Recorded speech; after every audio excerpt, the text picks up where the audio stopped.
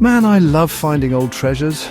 The other day I stumbled upon this beat-up bicycle just begging to be rescued from a life of dust and rust, but I saw something special, some hidden potential. This wasn't just any old bike, it was a blank canvas. I could already envision it transformed, reborn as a sleek, powerful electric machine. It brought back memories of tinkering in my workshop as a kid, taking things apart, figuring out how they worked. This bike was different. This was a chance to build something new, something unique, something entirely mine. The challenge was exhilarating. Could I actually pull this off? Could I breathe new life into this old friend?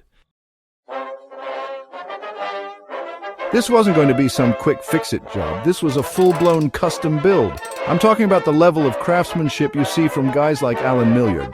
That man's a genius, building incredible machines from scratch. He's got this fearless approach, this willingness to experiment and push the boundaries of what's possible. That's the spirit I wanted to capture with this project. It's about more than just bolting on a motor. It's about using your own two hands to create something truly special.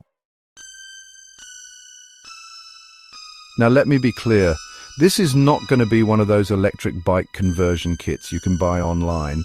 This is about designing and building from the ground up. We're talking welding torches, angle grinders, and enough electrical wiring to make your head spin. It's going to be a steep learning curve, I'll admit that, but that's part of the fun. Every cut, every weld, every connection is a chance to learn and grow as a builder. It's about getting your hands dirty, making mistakes, and figuring out how to make it work. So, where do we start?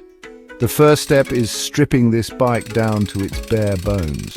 We need to see what we're working with, assess the frame, and start planning the new layout. The battery is going to be the heart of this beast, so I'm designing a custom mount that integrates seamlessly into the frame itself.